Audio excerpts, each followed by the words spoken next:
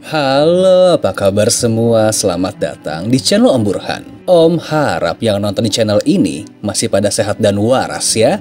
Kali ini Om akan membahas sebuah film thriller dari negeri ginseng berjudul The Chaser yang dirilis pada tahun 2008 dan pernah digadang sebagai salah satu film Korea terbaik yang pernah dibuat. Ide ceritanya pun diangkat dari sebuah kisah nyata, yakni tentang seorang pembunuh berantai paling terkenal di Korea Selatan, di mana para korbannya didominasi oleh lansia kaya, wanita penghibur, serta terapis pijat. Kenapa bisa begitu? Ya udah, Om coba ceritain ya. Tapi sebelum itu, jangan lupa untuk subscribe dan tonton video ini sampai habis.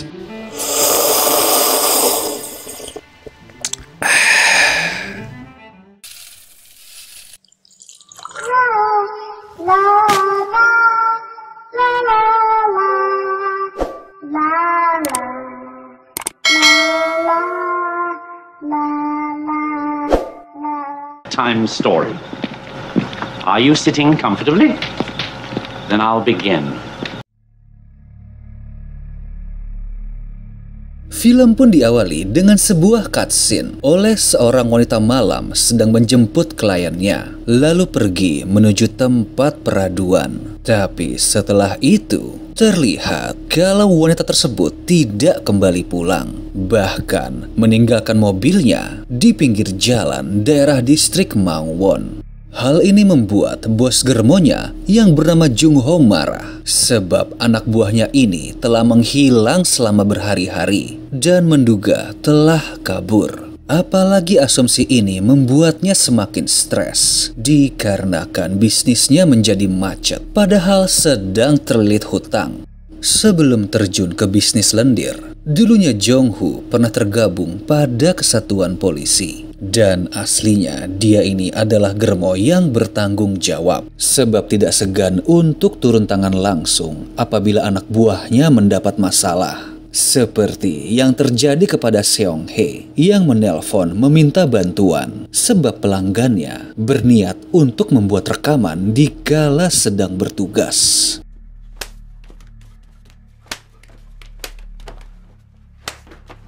Di luar, Seong Hae terlihat kaget karena Jung Ho datang dengan mobil sedan milik temannya yang menghilang dan menyangka kalau Jung Ho telah menemukannya. Namun dia menjelaskan kalau baru menemukan mobilnya. Berdasarkan intuisi, Seong Hae bilang kalau temannya ini tidak mungkin kabur dan sebaiknya melapor ke polisi. Namun bos germo ini menolak karena takut akan mengganggu bisnisnya. Gak lama setelah itu, anak buahnya yang dia panggil sebagai si Dungu menelpon dan melapor kalau ada seorang pelanggan yang terus-menerus menolak gadis yang dikirim kepadanya.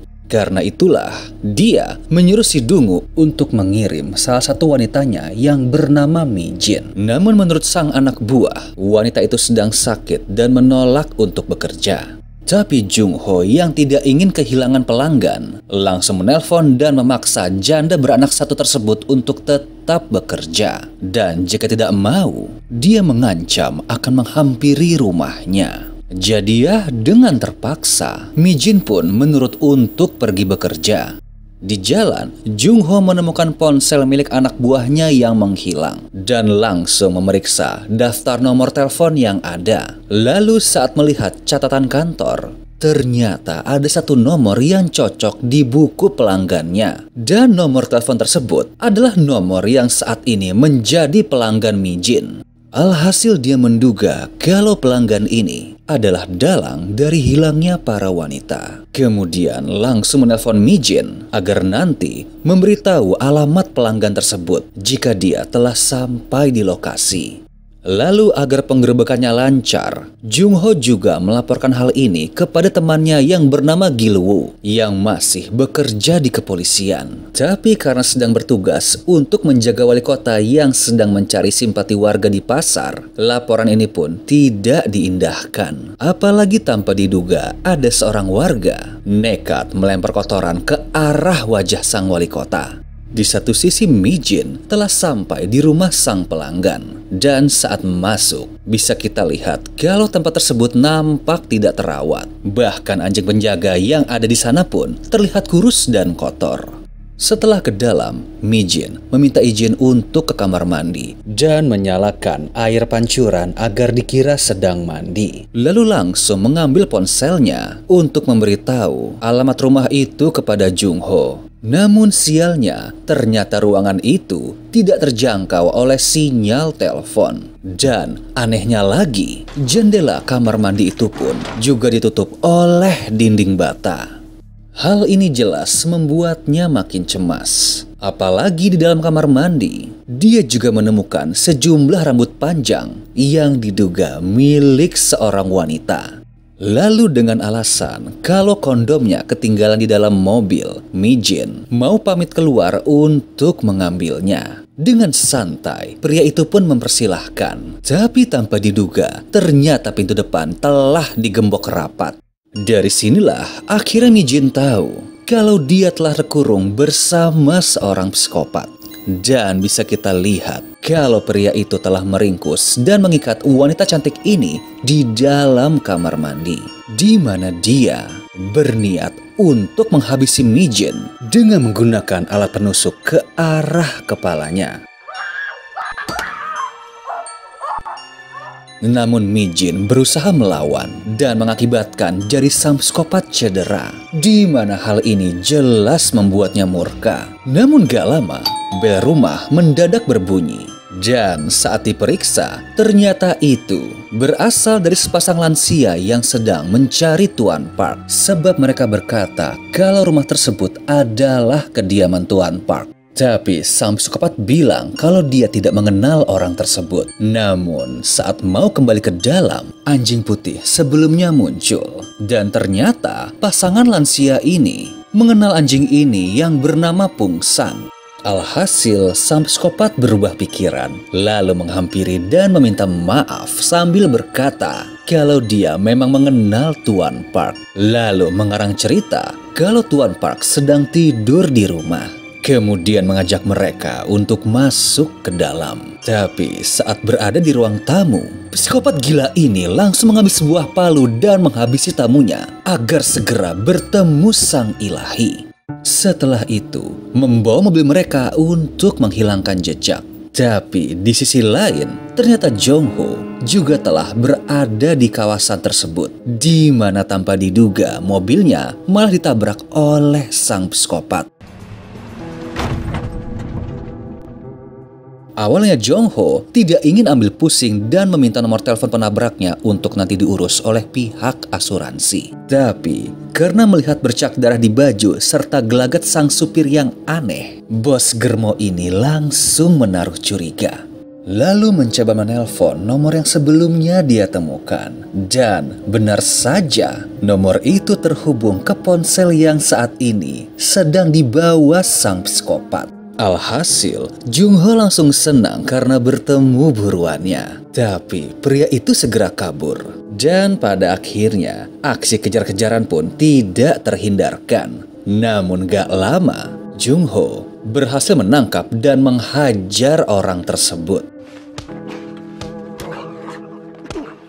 Dia pun mengecek KTP di dompet dan mengetahui namanya, yakni Yeongmin yang aslinya beralamat di kota Anyang. Tapi di saat ingin membawa pria tersebut, datang seorang polisi sebab tabrakan sebelumnya telah berkembang menjadi sebuah kemacetan parah. Dan Jung-ho pun mengaku sebagai seorang polisi yang baru saja meringkus penjahat. Tapi karena nggak bisa menunjukkan identitas kepolisian, Jung-ho pun ditangkap bersama sang psikopat dan dibawa ke Polsek Mangwon.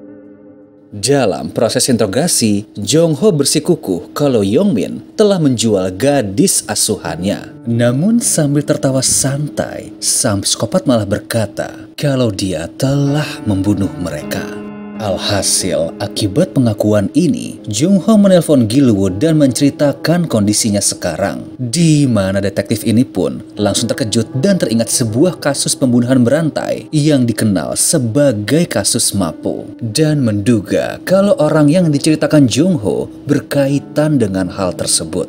Singkat cerita, Gilwoo serta kepala polisi datang ke Polsek Mangwon untuk membawa Yeongmin, di mana Jungho juga dibebaskan dari sana. Lalu setelah itu, dia memeriksa mobil yang sebelumnya dibawa sang psikopat dan menemukan STNK serta kumpulan kunci. Lalu pergi ke alamat sang pemilik mobil untuk menggali informasi. Di sana, dia bertemu dengan anak sang pemilik yang aslinya kita tahu kalau mereka telah terbunuh. Jongho pun bertanya apakah dia mengenal Yeongmin. Namun wanita ini tidak mengetahui apapun.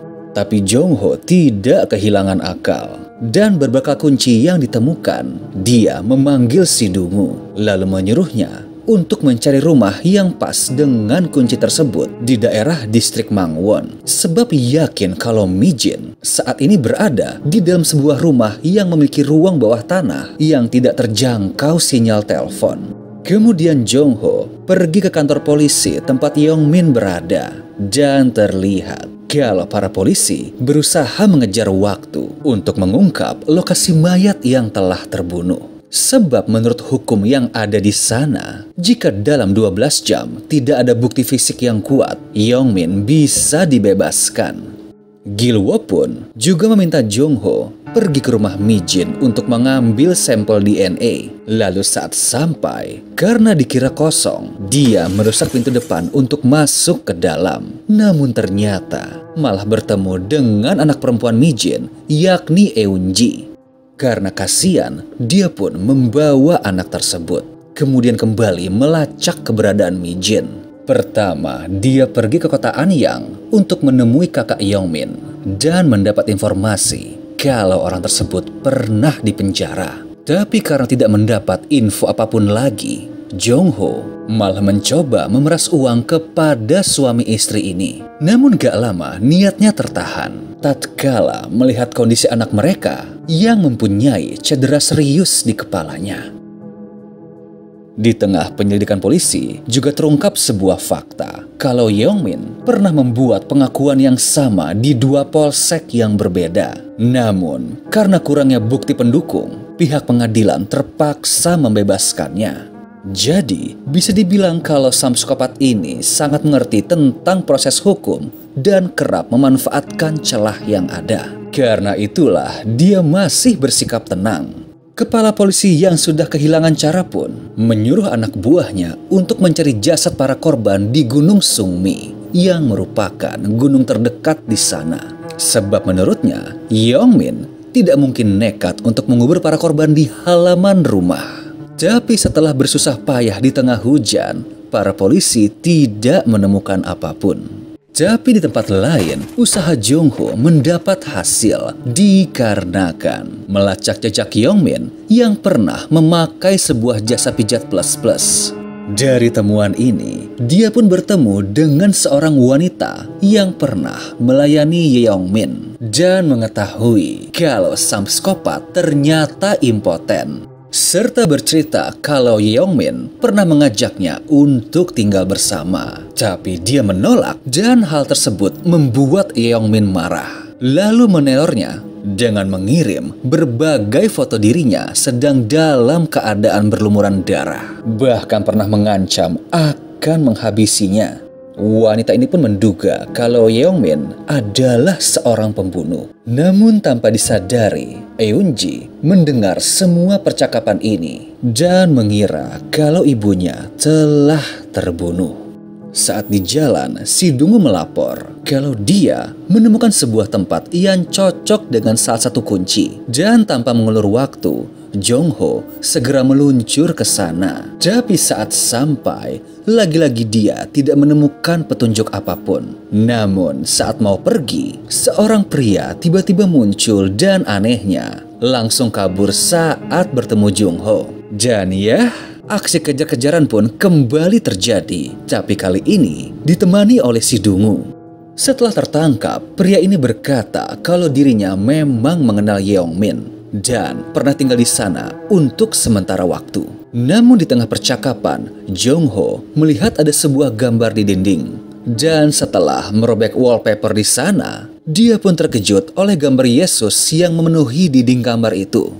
Dan sialnya lagi, saat kembali ke mobil, Eunji pun menghilang. Padahal ada si Dungu di samping. Dan ternyata anak ini pergi mengejar seorang wanita karena mirip dengan ibunya. Setelah berusaha mencari, Jongho pun menemukan Eunji dalam keadaan terkapar di jalanan. Dan diduga telah mengalami tabrak lari oleh seorang kurir makanan. Kemudian segera membawanya ke rumah sakit untuk memberikan pertolongan. Kita kembali ke kantor polisi karena nggak menemukan titik terang. Mereka pun memanggil seorang tenaga ahli untuk menginterogasi Yeongmin. Dan awalnya, sang psikopat masih berusaha cuek dengan segala pertanyaan yang dilontarkan. Tapi setelah penyakit impoten yang dia derita diumbar, lelaki gila ini langsung mengamuk.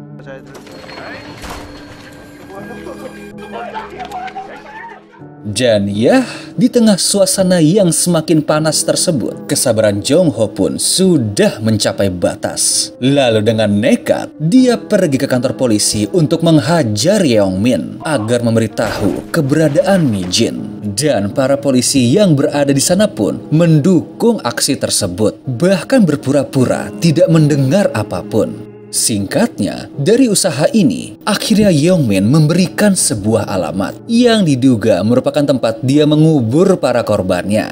Tapi ternyata ini hanyalah sebuah trik untuk mengulur waktu pihak kepolisian. Sebab lokasi tersebut merupakan tempat dia bekerja 6 bulan yang lalu. Dan benar saja, di saat polisi ingin membawa Yeongmin ke sana untuk penyelidikan lebih lanjut, seorang jaksa datang dan memberitahu bahwa pembunuh kasus Mapo telah ditangkap. Oleh karena itu, dapat disimpulkan kalau Yeongmin bukanlah seorang tersangka dan harus segera dibebaskan. Apalagi bukti fisik pun masih belum ditemukan. Dan parahnya, Jongho harus ditangkap atas tuduhan penganiayaan terhadap Yeongmin. Alhasil, Gilwoo yang diberi mandat untuk melaksanakan tugas ini pun menjadi serba salah. Karena tahu kalau Jongho sudah pasti tidak akan mau diproses secara tenang. Tapi ya, karena kalah jumlah, bos Germo ini pun harus menyerah untuk diamankan. Tapi di tengah perjalanan, dengan berpura-pura meminta rokok, Jongho mengelabui sang supir dan berhasil untuk melarikan diri. Di sisi lain, ternyata Mi-jin masih hidup dan saat ini mencoba dengan segenap tenaga untuk melepaskan ikatan. Lalu setelah berhasil, dia segera kabur dari sana. Langkahnya pun sampai di sebuah toko kelontong, di mana dia langsung meminta bantuan untuk menelpon polisi serta Jongho. Tapi sialnya, karena sedang fokus berlari, dia tidak mendengar panggilan tersebut. Di saat yang bersamaan, Yeongmin pun akhirnya dibebaskan. Dan dengan santai, dia melangkah keluar dari kantor polisi. Namun Gilwoo menugaskan seorang anak buahnya untuk membuntuti. Lalu karena kehabisan rokok, dia mampir ke sebuah warung langganannya, di mana sang pemilik senang dengan kehadiran pria ini. Dan bercerita kalau ada psikopat yang berkeliaran di daerah tersebut. Sebab saat ini, di dalam kamarnya, ada wanita yang sedang terluka parah karena habis diculik.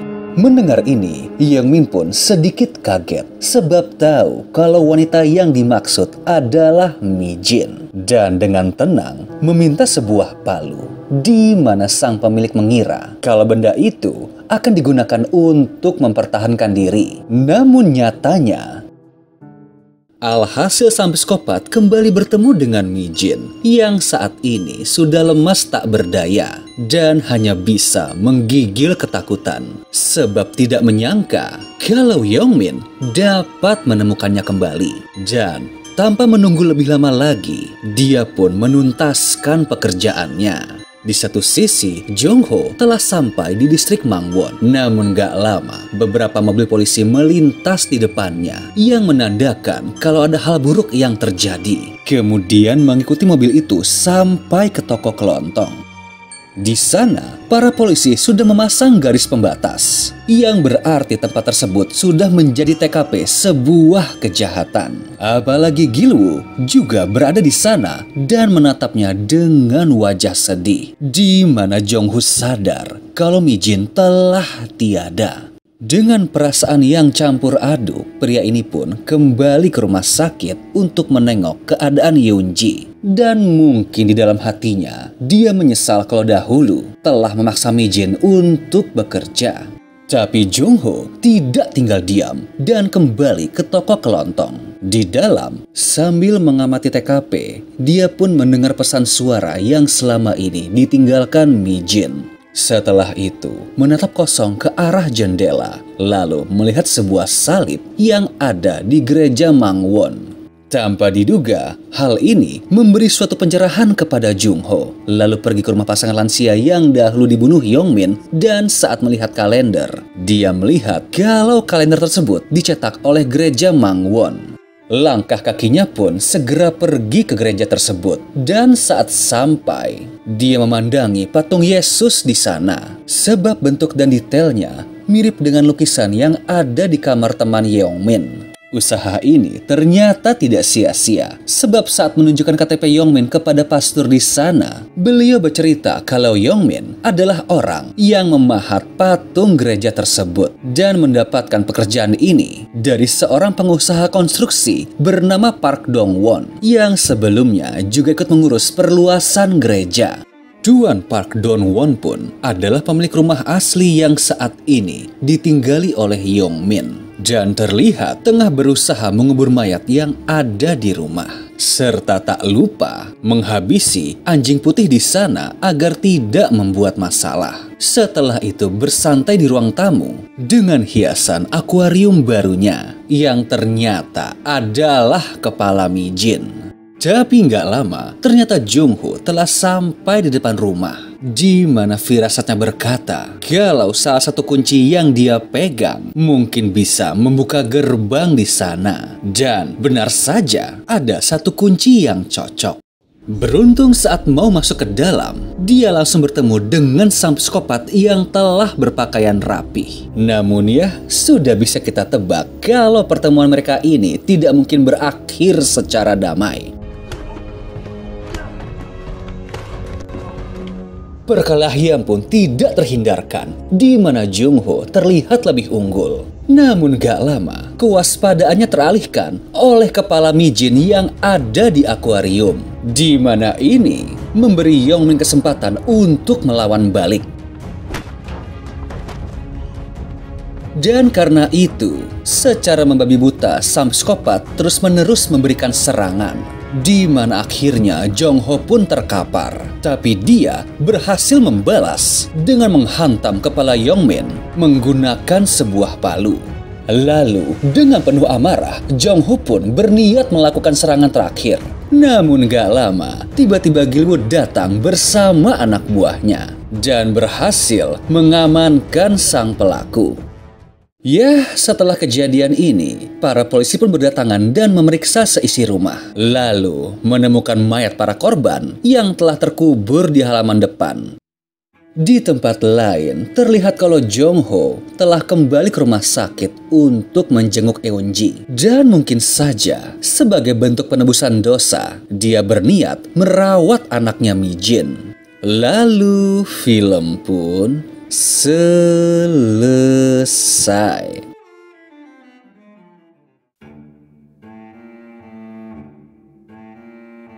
Gimana filmnya? Well, mungkin bisa dibilang kalau ini adalah salah satu film Korea terbaik yang pernah Om lihat. Dan hebatnya, membawa pulang banyak penghargaan pada Grand Bell Awards. Mulai dari Best Film, Best Actor untuk Kim Yeon-suk, Best Director oleh Na Hong-jin, serta Best Cinematography yang didapatkan oleh Lee Sung-jae.